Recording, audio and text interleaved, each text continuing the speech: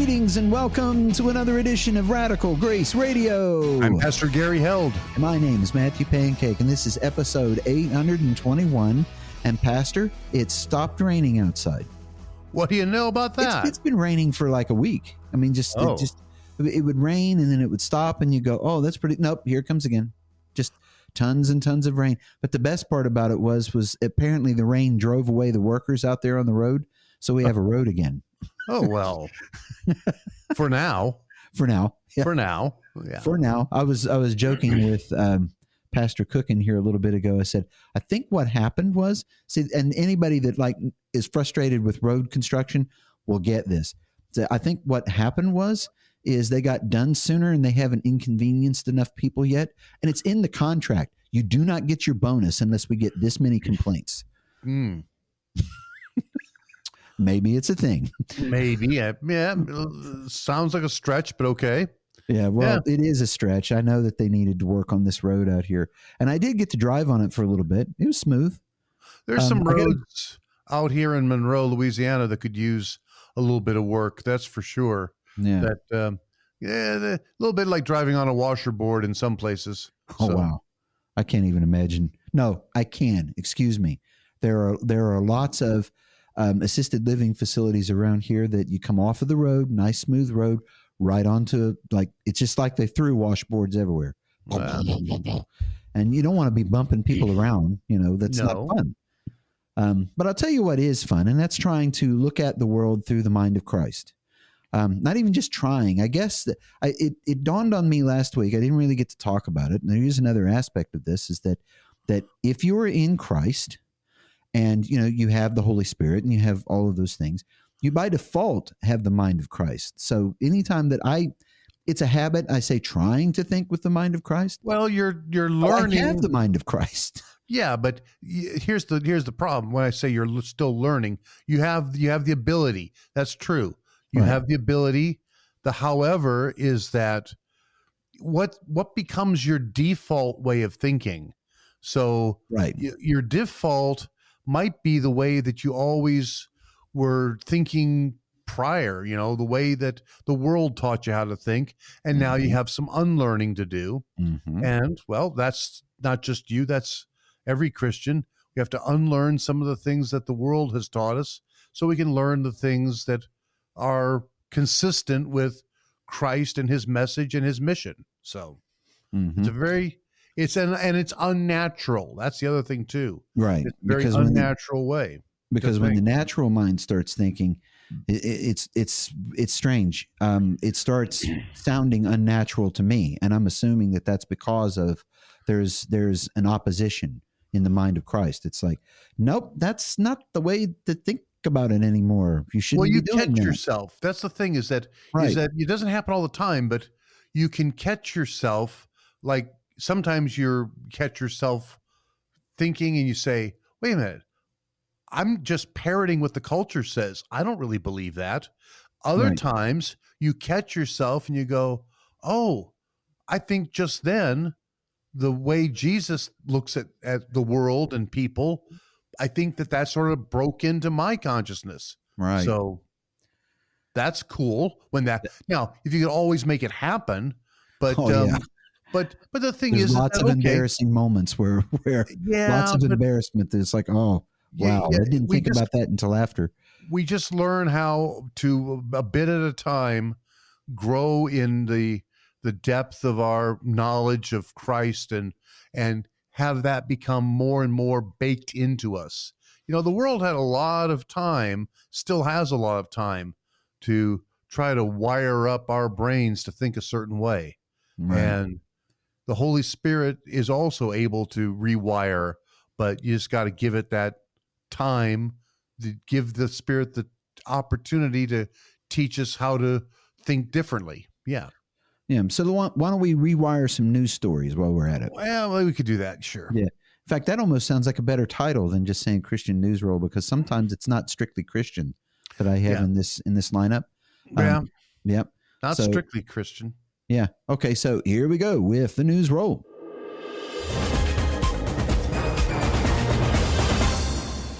Okay. So on May 20, this is some sad news actually. On May 25th, 24th, yesterday, at the time of recording this, celebrated. She was rock and soul singer Tina Turner passed away peacefully in her residence in Switzerland. I didn't know that's where she was staying.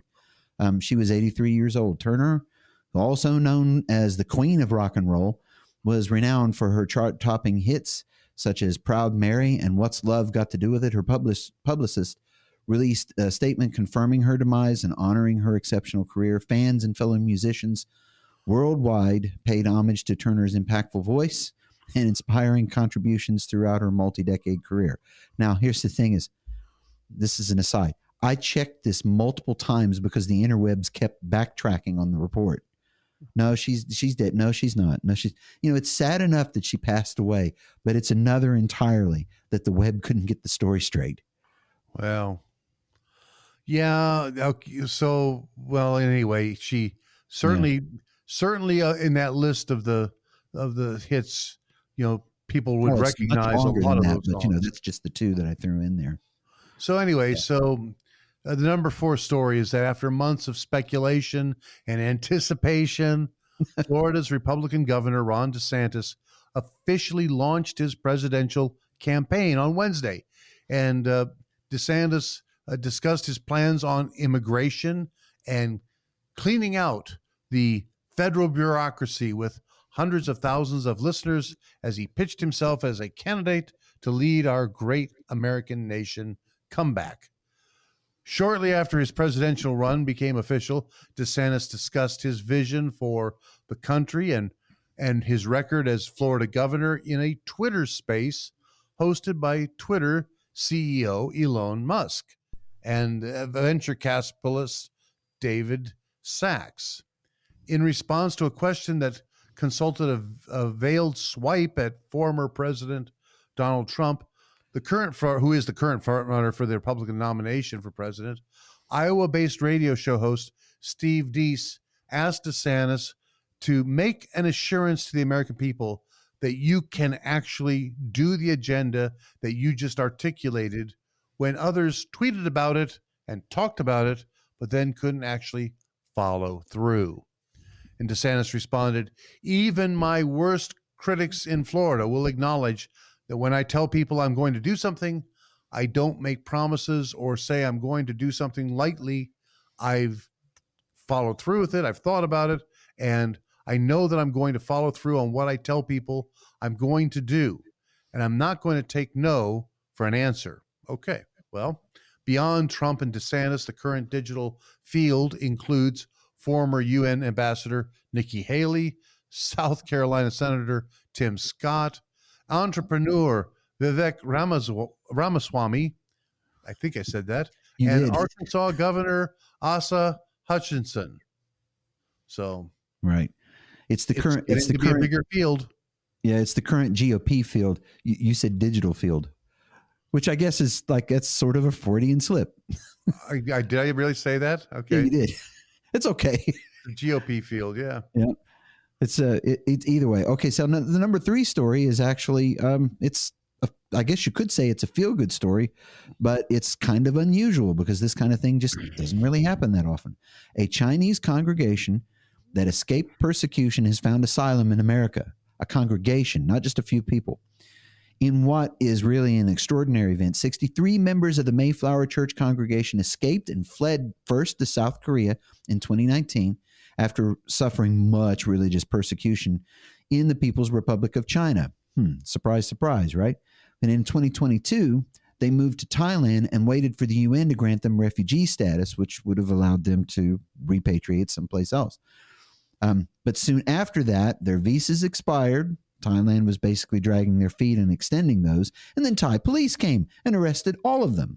Children, women, all of them. They were then held in an immigration center and faced the risk of being deported back to China. CBN News interviewed Pastor Yongwang Pan, and who heads the Mayflower Church. He expressed concern about their situation and mentioned that he notices the difference between Thai police and Chinese police. If caught by Chinese police, he says, he feared that they would be beaten. He thought about being sent back to China, made him feel desperate, and it would have been much worse for everybody. But that detention got the attention of authorities in the U.S., and they decided to take action at a quicker pace. And according to Pastor Tom Chonkling of China Ministries International, even though the group was arrested and thrown into the immigration detention center, the Lord used that situation to bring attention to their difficult circumstances, and as a result, the U.S. government made a quicker decision to resettle them. Pastor Pan said that he was stunned by God's miraculous intervention, and it is. I was surprised that the Americans said that they had already bought the tickets and that we were to leave immediately. It was sort of impossible. I'm reminded by that verse in Job, and this is why I included this because this is pretty good. I have heard about you, but now I see you. When I got on the plane and left, I felt like I was dreaming. It reminds me that God is the God who is at work, and he will do what he has promised.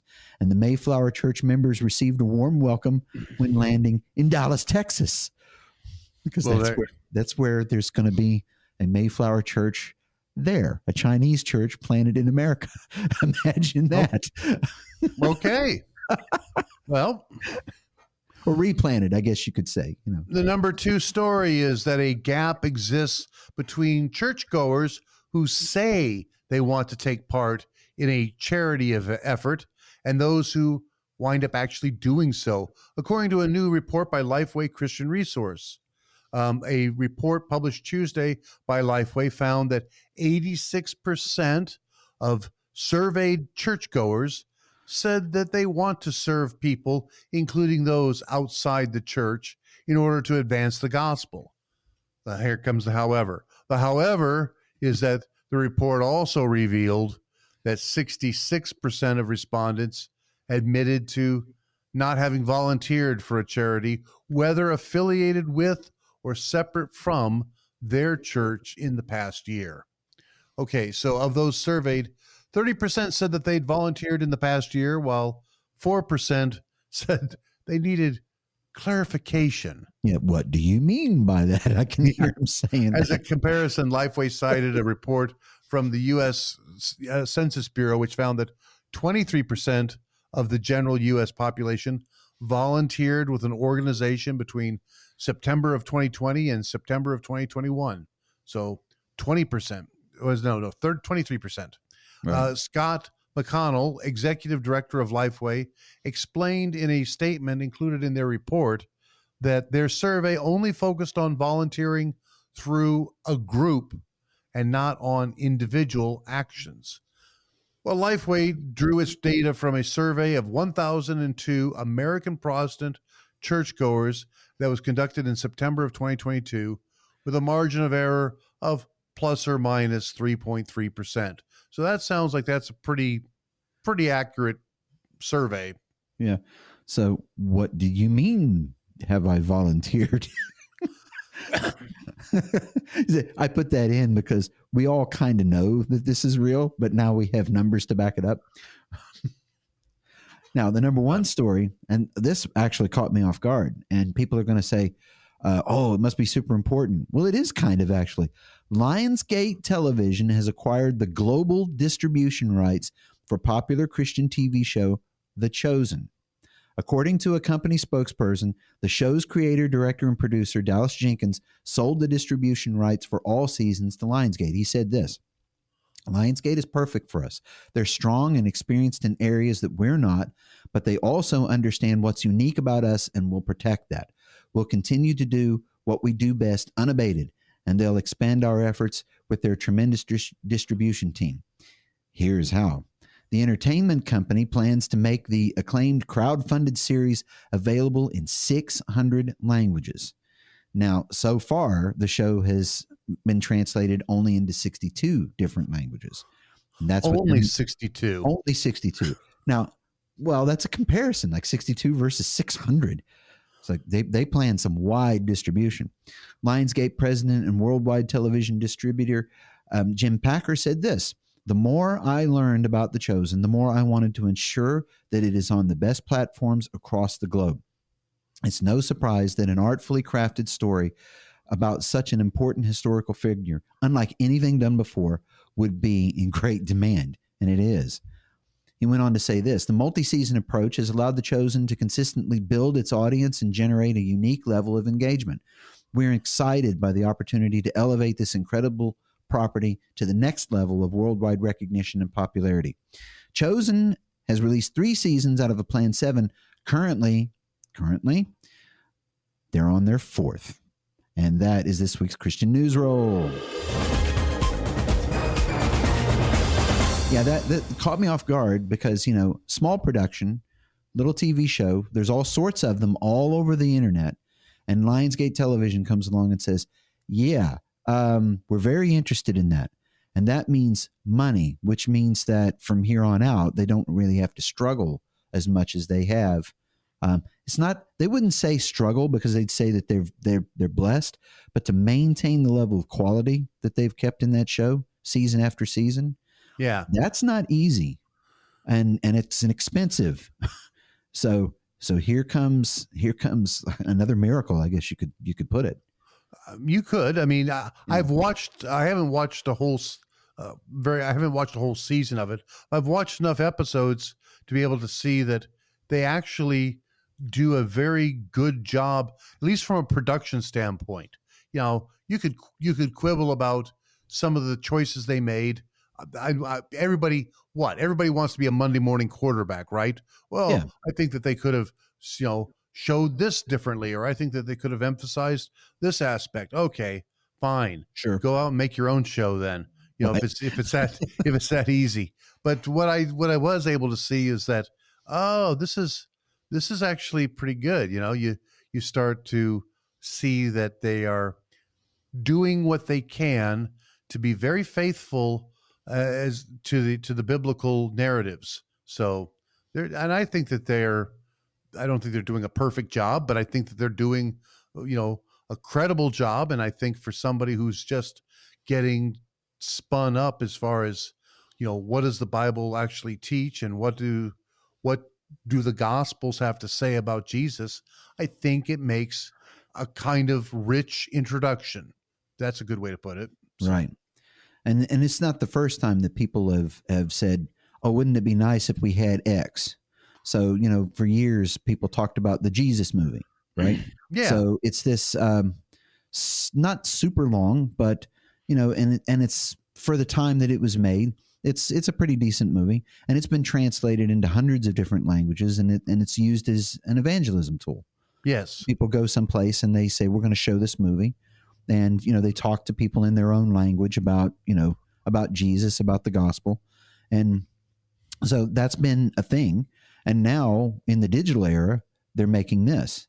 And 600 languages. That's a lot. And that does seem like a lot. That's a lot of voiceovers, a lot of script. I mean, the screenplay has to be rewritten 600 times. And then it's got to be performed. They've got to hire people. They may even use. See, they have an interesting tech that they use. It's sort of AI driven, where they can fix it so that the lip movements of people on screen. Yes. You've seen that. I've seen that. It's very effective, and they've been using it. Like we would notice because you and I, we see our product in English. So if we watch Chosen, we're going to watch it in English. But apparently, if you watch it in French, it looks like they're speaking French. That's a cool tech, and yeah, imagine that. I think that, and that's using a tool that is actually available to a lot. I know of because I've seen his channel, a YouTuber who's demonstrated that technology on his channel. So it's actually affordable, right? He says, I like how he says, and now I'm going to speak to you in Hindi.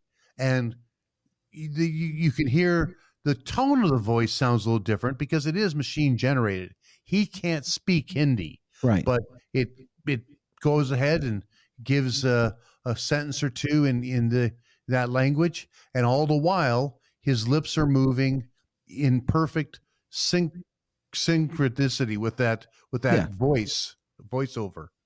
So right, so that's a thing. 600. That just struck me. Wow.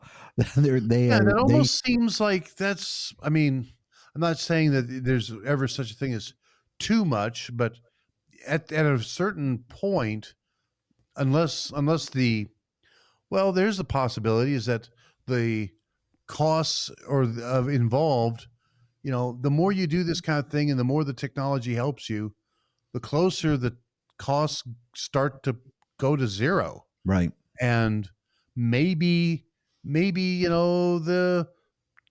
the difference between doing it in 300 languages and 600 languages is not that much. I don't know. Yeah, they still have to hire people to play the roles, unless they think they're going to like use AI to do it. AI is pretty good at speaking lines and stuff. It's not perfect, especially considering that this is supposed to be a drama, so there better be some emotions in there. So I think right now the only way you get that is by hiring real actors real voice actors to do the work. Now, speaking of doing work, see, we've kind of known, like, how many people say, oh, yeah, I think that, like, volunteerism is awesome. Think about all of the work that gets done on the backs of volunteers. We should be thankful for them. Well, so you must volunteer all the time. Not so much, really. I mean, we all kind of knew that. So that was the only reason that I put that in there. Because I thought that it was interesting that someone would think, well, a bunch of people are sitting around a table and what they're doing is they're saying, so what should we do a survey on this week? No, here's what I'm thinking is that some people like the idea that, well, private charities and private groups, they can do these things more efficiently. And so we should don't have any agencies or government of any kind doing that. Let that private sector do it. And to the private sector's credit, by that I mean the charitable or the volunteer. There was a how long ago was it? I'm trying to think of a calculation that was made about, okay, so when you think about the size of an economy, right? Right. The GDP basically. Yeah. And you calculate it in dollars. And somebody said, it's interesting because we're leaving out a lot of the economy. And so they did some other estimates about what's the size of the volunteer economy. How many, right? If you could put a dollar value on it, how much good is being done outside of the, pay for work scheme. And it turns out that the volunteer economy is huge. So, but you're right. It's not represented evenly. People can say it's a great thing, but it probably follows. You've heard people talk about the Pareto principle, right? Right. 20% of the people are doing 80% of everything, right? More or less. And I wouldn't be surprised if that's exactly, 20% of the people who say volunteering is great are actually getting out there, doing it, maybe doing it more than once, making it a part of their regular life. Yeah. I didn't instantly find numbers that could represent that, but it has a name. It turns out it's called in economic theory, it's called the third sector. Yeah. Well, yeah. So tell me what you think about the Mayflower Church. I think it's awesome. I think it's awesome considering, how unlikely it is for something like that to work out. I mean, and of course, it could be that there are lots of other congregations. I couldn't find anybody talking about other congregations from China or anywhere in Asia making it to the United States. I just couldn't find them. So when I saw this, and a lot of it was translated out of other languages, right. Thai and stuff like that. So I did the best I could to put the story together. Obviously, there's some jumps in the story there, but it is a fact that congregation got off of an airplane in Dallas, Texas, and was met with a bunch of Christians who were more than happy to see him, and they were overwhelmed by it. And I wish I could find video. It probably is video. It's probably all social media, because this is not something that would run on CNN. This just wouldn't want to tell us about how Chinese Christians came to the United States to plant a church. I mean, that's not why they came, but that's in effect what happened. Yeah. Well, I mean, you could look at it as this is where this is where they were offered refuge. That's really, it's refuge to those who are oppressed. That's how the story ought to be thought of. Yeah. And God moves people, even government, sometimes to do the right thing. So, yeah. Well, I'm surprised that it's Dallas and not somewhere in Massachusetts, say like maybe Plymouth Rock. Well, that would have been nice, but I'm sure that they're perfectly happy where they are. I'm sure they are too. I mean, they're all, I mean, if I were to put myself in their shoes, I would be amazed that I'm anywhere, but someplace where people want to arrest me. Yeah, that's really, really good. So I don't know. What do you want to, we got a couple of minutes here. Would you rather talk about Tina Turner or would you rather talk about Ron DeSantis? Oh, your pick. I mean, what I know about the DeSantis announcement was that there were, I would think Musk would be chagrined by this, but there were significant technical difficulties in the way that went. Yeah, I didn't get to watch it. I figured that if it would be like all these other ones, like if you really wanted to watch it, you could watch it after the fact. Watch it on demand. I haven't yet, but then again, I mean, this is like, hey, guess what? I'm running for president. What that means today means you're running for president. Other than that, like there's going to be all this jockeying for position and lots of elbowing, not literally, but, figuratively, politically speaking, there's going to be a lot of that going on, and you won't know much about, I mean, we know about Trump, but we don't know much about post-loss Trump, other than like he's still sort of bitter about it. Well, sort of. Yeah, right. That's an understatement. But as far as like, I mean, we know DeSantis here as like he's blusterous. He does get things done whenever there's a hurricane comes along. Gets in there, says we're building these bridges back. They did that pretty quick last year. When the one hurricane hit really hard and there were bridges knocked out, and they had them back up in 5 days, I believe. And that was basically him and his team saying, this has got to happen, because we just can't have it be, that there are mistakes that are made and you don't want to make them again. We get enough hurricanes to where that's not what we want. So that is true. As far as it's going to be interesting. It's going to be very different, I think, than it was in 2016, though, because people keep saying that like Trump will suck all the air out of the room. Oh no, DeSantis tends to suck the air out of a room too. So it might be a little different this time. Might be. Most of the pundits say that the broader the field, the more it helps the front runner. Right. So, the fact that you've got now you've got a number of names that, people who have put in thrown their hat into the ring. And I imagine that the Iowa caucuses are going to be very telling as far as who really has a chance. So right. Okay, so by chance, that's a bad segue, but I'm going to do it anyway. What are we going to do on the other side of the break?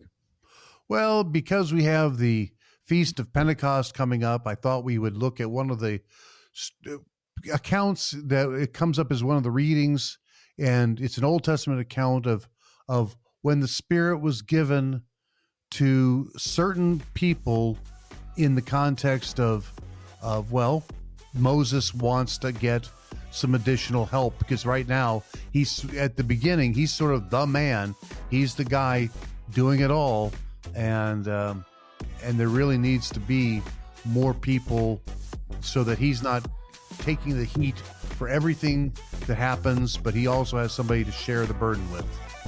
So. Okay, so stick with us and we'll be back with more Radical Grace Radio in just a moment.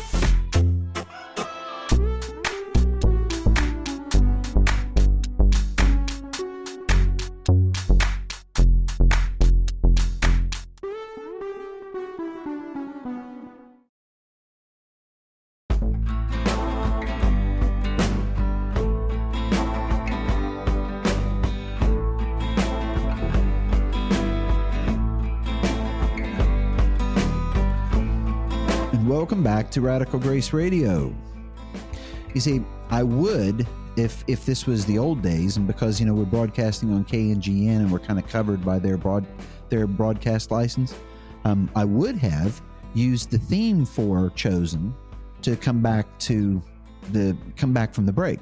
But it's YouTube, and YouTube doesn't actually care about other people's licenses if they have, so they'll just copyright strike you. It doesn't matter if you've got, like, the church does streams. Okay. So Sure. Of course we do. All churches do. So they're singing, you know, what amounts to a Beethoven tune. I bet you can't guess which one it is. You know, joyful, joyful, we adore thee. Oh, the joy. Exactly. And we got it's not a copyright strike, but we got a copyright notification because there is another song that purports to be copyrighted that has that melody in it. And I sent him back a notice saying, no, it's public domain. It's been public domain for a really long time. In fact, here's the references that says that it's public domain. Got no response back. The notification is still there. They just don't care. I guess not. I don't know. They don't care. So the songs that I use on this are either stuff that I've done personally. Right. Or it's from the YouTube audio. There's an audio creator library. Yeah, and that's nice. There's some good stuff in there. But I kind of miss being able to put, you know, just put like the theme for Chosen or something else in there. I miss it. I don't know why that came up. Well, yeah, maybe we came back from the break and you're just free associating. Yeah, well, okay.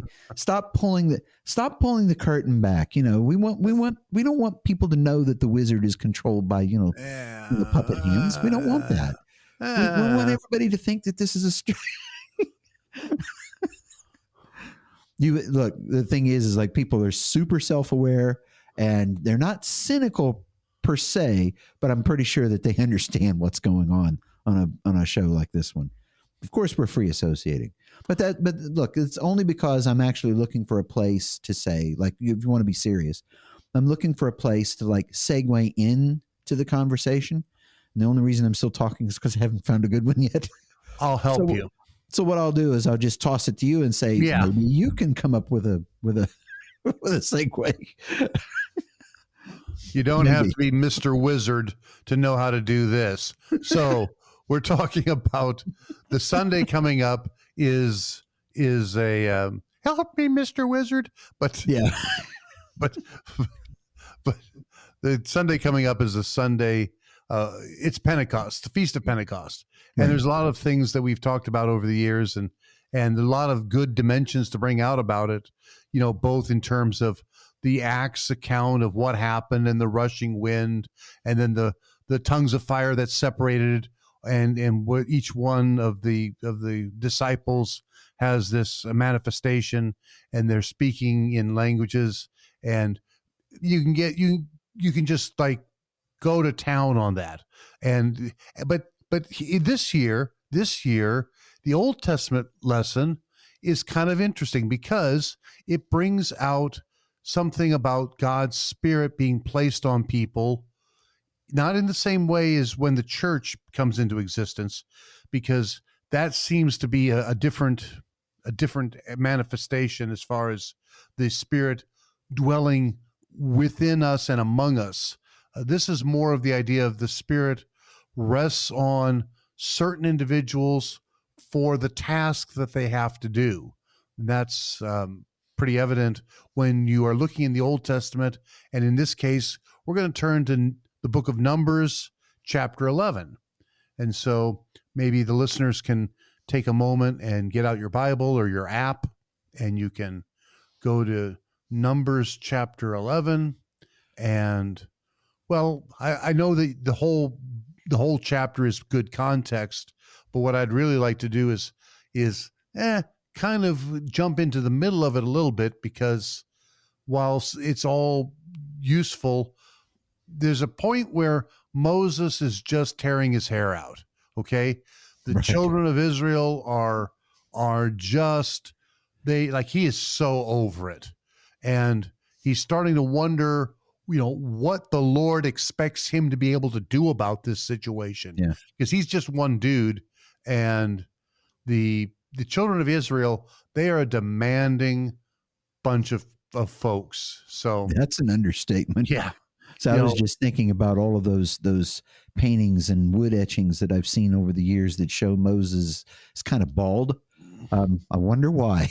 Well, so there's a in Numbers chapter 11, and if you begin at verse 11, Moses is going to have a bit of a heart to heart with the Lord. Yeah, well, he's going to you're going to hear in a second that Moses kind of has a legitimate complaint. So he wants to lay it out there. So would you read from verse 11, through the end of 15, I guess. Okay. So Moses said to the Lord, "Why have you dealt ill with your servant? And why have I not found favor in your eyes that you lay the burden of all this people on me? Did I conceive these people? Did I give them birth that you should say to me, carry them in your bosom as a nurse carries a nursing child to the land that you swore to give to their fathers? Where am I to get meat to give all these people? For they weep before me and say, give us meat that we may eat. I'm not able to carry all this people alone. The burden is too heavy for me. If you will treat me like this, kill me at once, if I find favor in your sight, that I may not see my wretchedness." Okay. This is a guy totally melting down. Again, he sort of has a legitimate reason, because, the idea that the children of Israel, think of a 3-year-old throwing a tantrum. Give me meat. Give me something to eat. I'm hungry. I'm wet. I need help. I think of it worse than that. It's like a Monty Python sketch where it's like, they're all sitting around and they're going, yeah, well, what do you want to do tonight? So I don't know. I said, you think we ought to eat? And said, yeah. So what do we do? I don't know. Ask Moses. Let's go ask Moses. Where's the meat? Or the old Burger King thing. Where's the beef? Moses is dealing with people they are weeping, and they're griping, and they're quarreling, and they're angry. And yeah, I get it. Like they're having a Snickers moment. When you're hungry, you get this way, right? That's what the advertising is. You're hangry, yeah. Yeah, you're hangry. So they're really throwing a tantrum, and Moses is trying to figure out what to do with this. So he's going to come before the Lord, and as you said, why have you dealt ill with your servant? Why have you basically dealt me this hand, treated me this badly? And why have, what did I do to deserve all this? So especially with these people that they are just too much. They're over the top. They just seem to expect someone else to do. And they expect it like we can come to Moses, and Moses is obligated to figure out everything for us. And this is why he says, did I conceive all these people? Oh, these are basically saying, are these my kids? Did I give them birth that you should say to me, hey, you got to carry them around, like they're carrying them on your hip everywhere. And, as a nurse nurses a child, Moses is like, am I really, you got me doing this babysitting job. That's what it is. And they are not nice kids. These are, they're acting like babies. I feel like I'm a nursing mother, and I wasn't cut out for that. He's gone for 5 minutes up the mountain, and they're already building an idol. Well, they're saying they want meat to eat. We talked here recently on this show about water from the rock, and we want something to drink, and now they give us now they want meat, and he's saying to the Lord in verse 16, or no, rather 14, this burden is too heavy for me. This is wearing me down.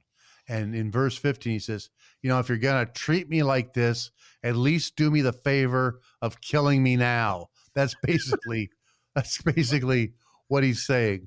So, there's these colloquial things that come up, where someone says, shoot me now or kill me now or whatever. yeah. And you don't realize that it's as old as this. So, but the Lord, the Lord hears the complaint. It is a legitimate, complaint. There is a real situation that has to be dealt with. So the Lord tells Moses how he's going to deal with it. And so now would you pick up at verse 16 and read, don't read the whole thing. Just read through the end of verse 17. That'll be enough. Okay. Then the Lord said to Moses, gather for me 70 men of the elders of Israel, whom you know to be the elders of the people and officers over them, and bring them to the tent of meeting, and let them take their stand there with you. And I will come down and talk with you there. And I will take some of the spirit that is on you and put it on them, and they shall bear the burden of the people with you, so that you may not bear it yourself alone. Okay, so he's going to get some help, basically.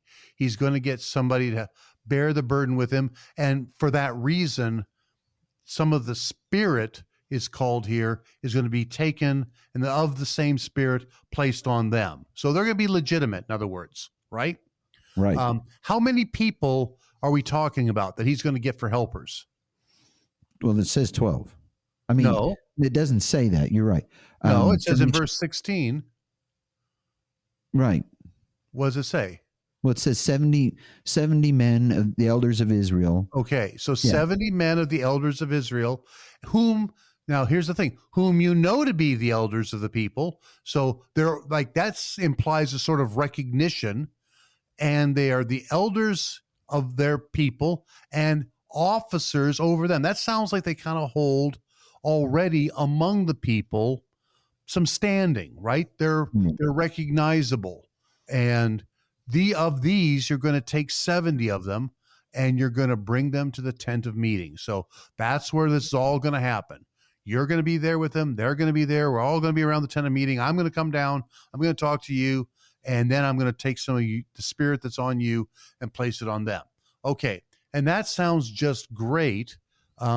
Except, then Moses gives some instructions to the children of Israel and tells them what's going to happen. And the Lord is going to give them meat, and you're going to eat. And it's going to be, then he actually tells them about how that's going to go, going forward.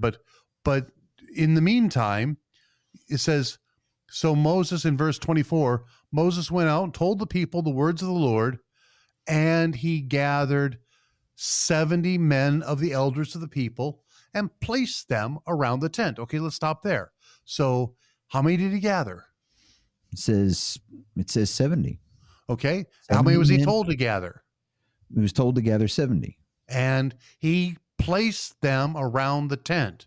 Doesn't say that he tried to get them to go around the tent, but he placed them around the tent, right?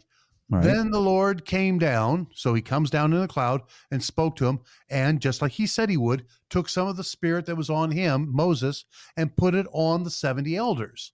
Mm-hmm. And as soon as the spirit rested on them, they prophesied, right? Moses at this point has been God's prophet, but now these are also given certain kind of legitimacy. They are, for the time being, prophesying, and that's how you can sort of tell that it's the same spirit as what was on Moses. They are speaking on the Lord's behalf, the words the Lord gives them. That's kind of what it means here. But it says, look at the interesting thing at the end of that verse.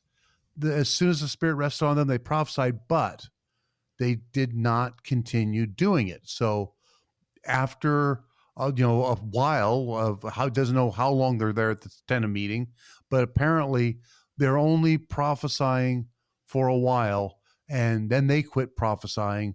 And well, Moses is still left being God's spokesman, God's prophet. So he still has this uniqueness about him. Now here's the interesting part. Meanwhile, back at the camp, right? If you will pick up the reading at verse 26 and go to the end of 28. I know the reading goes on farther, but just go to 26 through 28. Okay, so now 2 men remained in the camp, one named Eldad and the other named Medad, and the Spirit rested on them. They were among those registered, but they had not gone out to the tent of meeting, so they prophesied in the camp. And a young man ran and told Moses, Eldad and Medad are prophesying in the camp. And Joshua, the son of Nun, the assistant of Moses from his youth, said, My Lord Moses, stop them. Okay, let's pause there. So there's 2 men, and they remained in the camp. They did not go out to the tent of meeting, but and their names were Eldad and Medad, right? What does it say about them? They were among those registered. So registered, in some sense, formally recognized, but they had not gone out to the tent. And so, well, they also had the Spirit apparently rest on them because they prophesied as well, but in the camp, right, where they kind of got left behind. Now, that's an interesting question. So did all 70 go out to the tent of meeting, or did only 68 go out? Or how do we square that? And I think that a lot of Christians have not known what to do with that because clearly these were among the ones registered, and so they're legit, but for whatever reason that people can't quite square, they're not where the action's happening or supposed to be happening out at the tent of meeting. Instead, for just those two, the action is happening right there in the camp, right? It's still the same effect. Well, how do we explain what this is about? And I did a little poking into this and researching, and the rabbis have I think a pretty good understanding of it. Some Christian preachers have also commented, and I think that they're onto the right idea, that we know how many that the Lord said they were supposed to bring out and meet with Moses and God at the tent of meeting. It's going to be 70, right? 70 are going to be gathered and they're going to do this. Okay. Of those who are, like we already said, sounds like if they're officers or they're men of standing and elders in the community, they're recognizable. They are known. Well, let me ask you a question, Matthew. How many tribes of Israel are there? There's 12. 12 tribes. Right. So one way to ask this next question is, how many times does 12 go into 70 evenly? But I'll put it this way instead, is that if Moses had chosen 6 from every tribe, how many would he have?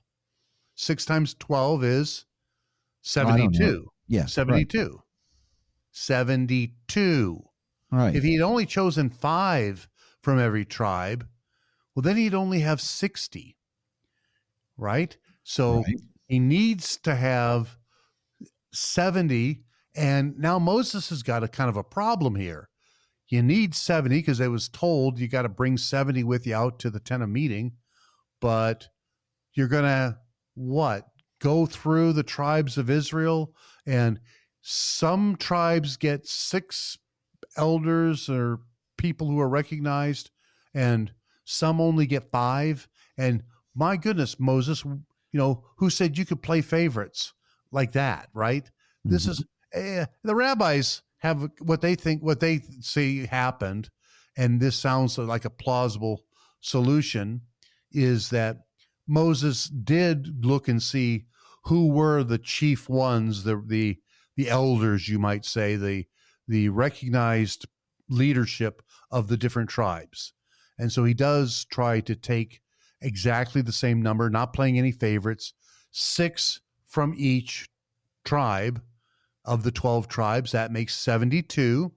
But he can't take 72 out with him to the tent of meeting because he was told to only bring 70, right? That was the instructions. So then the rabbis have a conjecture about what we would call almost a lottery system. That's not exactly what they're describing, but it's a way that it randomizes in a way that two of them won't be picked to go out to the tent of meeting. So let's just say that Eldad and Medad were registered. They were among those who were recognized, and you make a list, and these are the people, and they're legit in that respect. But their names didn't come up for going out to the tent of meeting. So where do they get left? They get left back in the camp. Right, they get left behind in the camp. So now there's still going to be a puzzle here. It's not like this is going to solve everything, but then the rest of it transpires out at the tent of meeting, and the Spirit comes on these 70 elders, rests on them, and they prophesied, but they didn't continue doing it. Like they kind of had their moment, you might say, but it was short-lived. Something to show that the Spirit is on them. Yeah. Right. Now I stopped you at the end of 28 or at the end of 27, but I just want to go back to there for a second. So those two, Eldad and Medad, they're prophesying in the camp, and a young man ran and told Moses. And the rabbis also say the young man, who isn't named in scripture, but maybe they got extra traditions. Evidently they do. They say this is actually Moses's son, that Moses himself has a family and he's got a son, and it's the son that comes running out to the tent of meeting to tell dad, basically narc on these guys that seem like they're doing something that they shouldn't be doing. And he ran and told Moses, Eldad and Medad are prophesying. Not that they did prophesy, but they are prophesying in the camp. And Joshua, the son of Nun, he's the guy who's Moses' assistant. He says, my Lord, Moses, stop them. In other words, put a stop to it, because they weren't picked. Well, they weren't. Well, that's part of what Joshua, son of Nun, is thinking, is that it wasn't supposed to include them. And look, the Lord did what he wanted to do and did include them. The other thing about it is that the others only had their brief shining moment, and then they stopped prophesying. But as nearly as you can tell, the prophesying started in the camp long enough, it kept going long enough that somebody noticed, and the young man, whoever he is, runs out, and basically Joshua's like, Moses, they're still doing it. Stop them. They are prophesying.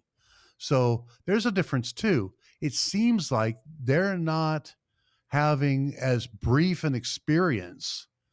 They're like continuing on in this role longer than they ought to be, because they weren't even out at the tent of meeting. And well, what gives them the right, that kind of thing. What's this all about?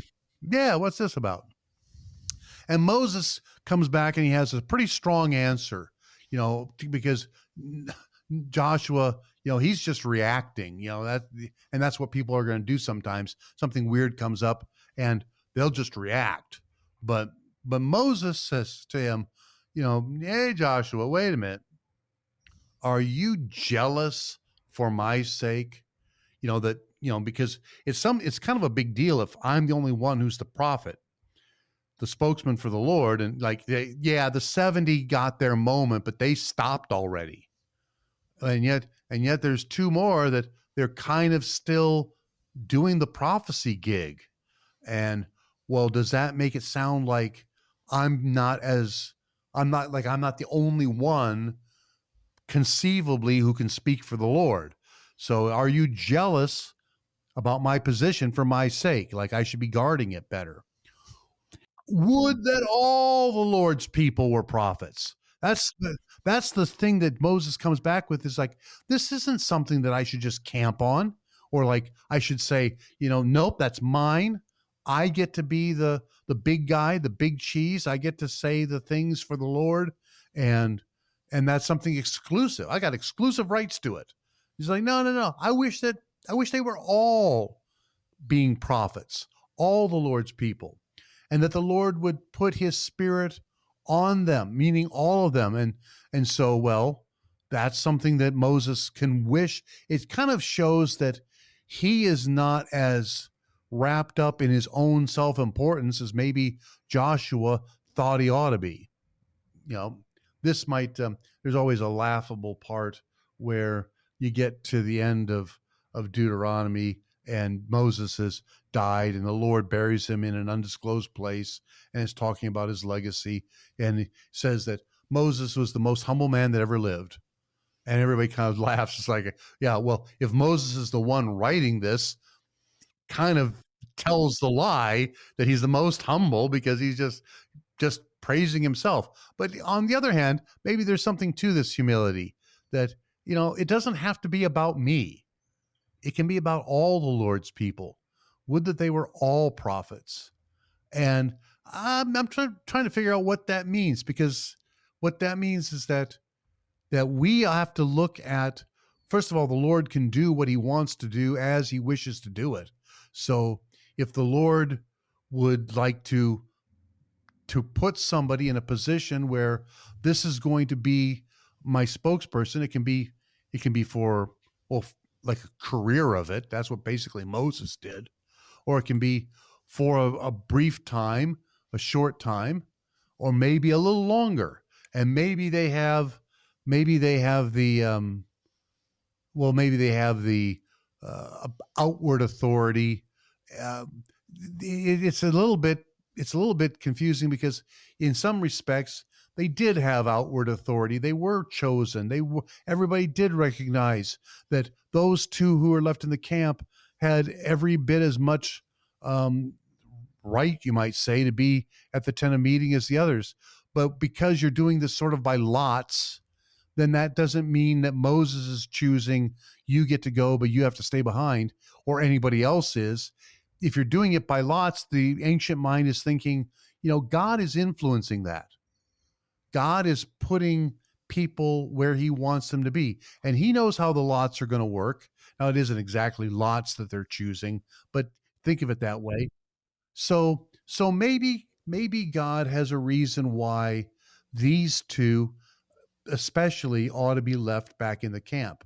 And then for them to also continue perhaps longer in that prophetic role than any of the other 70 did. It's almost as if they were singled out, not for being passed over, but almost like they were getting singled out for some special attention. Something to consider, but it's clear that what God's Spirit does is God's Spirit can rest on a person, or in our case, there's an indwelling. It's more than just resting on a person. And the Spirit has gifts that he can give that person, especially gifts that are going to be useful for the building up of God's people. It's not just to prophesy because you get a kick out of doing it and it makes you look good. So it could also be, and I'm not contradicting you, but it could also be that Moses is, after all of the trouble of dealing with the people all by himself, that he's glad that there's two more. and he wishes that there were more still that could come along. Because, being a prophet, I mean, come on, what happened to all the prophets? Yeah, they didn't have such a good time. Yeah, it wasn't such a great time. So that's a thing that, be nice if they were all prophets, and then maybe they would understand. Thanks for listening to Radical Grace Radio today. May God bless you.